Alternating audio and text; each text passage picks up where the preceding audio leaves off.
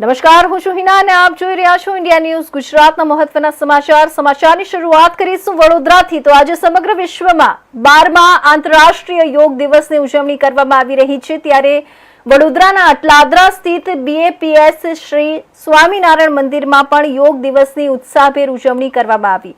પૂજ્ય સંતો, વિદ્યા મંદિરના વિદ્યાર્થીઓ અને મોટી સંખ્યામાં હરિભક્તોએ યોગ કાર્યક્રમમાં ભાગ લઈ યોગ દ્વારા સ્વસ્થ જીવન અને માનસિક શાંતિનો સંદેશ આપ્યો। મંદિર પરિસરમાં આધ્યાત્મિક વાતાવરણ વચ્ચે યોજાયેલા કાર્યક્રમમાં યોગને દૈનિક જીવનનો અભિન્ન ભાગ બનાવવા અપીલ કરવામાં આવી હતી। 21 જૂનના રોજ ઉજવાતા 12મા આંતરરાષ્ટ્રીય યોગ દિવસની ઉજવણી અંતર્ગત વડોદરાના અટલાદરા સ્થિત BAPS શ્રી સ્વામિનારાયણ મંદિરમાં વિશેષ યોગ કાર્યક્રમનું આયોજન કરવામાં આવ્યું હતું। મંદિર પરિસરમાં પૂજ્ય સંતો, વિદ્યા મંદિરના વિદ્યાર્થીઓ તેમજ હરિભક્તોની ઉપસ્થિતિમાં યોગાસનો અને પ્રાણાયામના વિવિધ પ્રયોગો કરવામાં આવ્યા હતા। આંતરરાષ્ટ્રીય યોગ દિવસની શરૂઆત વર્ષ 2015થી થઈ હતી અને ત્યારથી વિશ્વભરમાં યોગ પ્રત્યે જાગૃતિ વધારવાના પ્રયાસો થઈ રહ્યા છે। BAPS સંસ્થાએ પણ યોગના આ સંદેશને સમાજના દરેક વર્ગ સુધી પહોંચાડવા માટે વિવિધ કાર્યક્રમોનું આયોજન કર્યું છે। જય સ્વામિનારાયણ। આજે આપણે સૌ જાણીએ છીએ તે મુજબ 21મી જૂન એટલે કે વિશ્વ યોગ દિવસ ઉજવાઈ રહ્યો છે અને તે નિમિત્તે આજે અટલાદરા BAPS સ્વામિનારાયણ મંદિરમાં લગભગ 100થી વધારે નાના બાળકો અને સંતો પણ આજે યોગાસન કરી રહ્યા છે। સાથે સાથે વડોદરા જિલ્લાનો સરકારી કાર્યક્રમ પણ આજે યજ્ઞપુર સભાગૃહ અટલાદરાના સભામંડપની અંદર પણ મોટા પાયે ઉજવાઈ રહ્યો છે।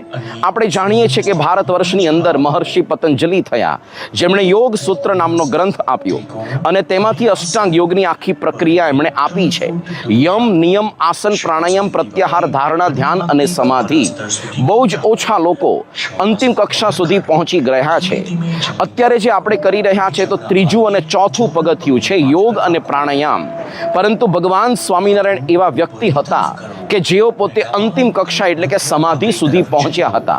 સમાધિમાં ભગવાન સાથેનો યોગ થાય એટલે ભગવાનનો સાક્ષાત્કાર થાય, એમના સુખનો અનુભવ થાય। ભગવાન સ્વામિનારાયણની વિશેષતા એ હતી, અનેક લોકોને કેવળ દ્રષ્ટિ માત્રથી કે સંકલ્પથી સમાધિનો અનુભવ પોતે કરાવી શકતા, એવું એમનું અદ્વિતીય ઐશ્વર્ય કાર્ય હતું। અને આજે BAPSની અંદર પણ પ્રમુખ સ્વામી મહારાજ પણ યોગાસન કરતા અને મહંત સ્વામી મહારાજ પણ વર્તમાન કાળે યોગાસન કરે છે। ભગવાન સ્વામિનારાયણ સંતોને શીખવતા આજે મહંત સ્વામી મહારાજ પણ આગ્રહ રાખે છે કે આપણે સૌએ યોગાસન જીવનની અંદર અપનાવવા જોઈએ। ન કેવળ આ અટલાદરા મંદિરમાં પણ આજે BAPSના 1500થી વધારે સેન્ટર્સમાં આવી જ રીતે યોગાસનનો કાર્યક્રમ યોજાશે કે યોજાઈ રહ્યો છે। મહંત સ્વામી મહારાજ હાલ સારંગપુરમાં છે, તેમની ઉપસ્થિતિમાં પણ યોગાસનનો કાર્યક્રમ થયો છે। આ યોગાસન ખરેખર જીવનની અંદર અપનાવવા જેવા છે, કારણ કે આપણા તન અને મનને પ્રફુલ્લિત કરે, નિરામય રાખે અને આત્માની ઉન્નતિ કરે, ભગવાનનો અનુભવ આપણને કરાવે। આપણે પણ નિરામય સ્વાસ્થ્ય માટે યોગાસનને અનુસરીએ એવી આપ સૌને વિનંતી। તો વાત કરીશું ભરૂચની। તો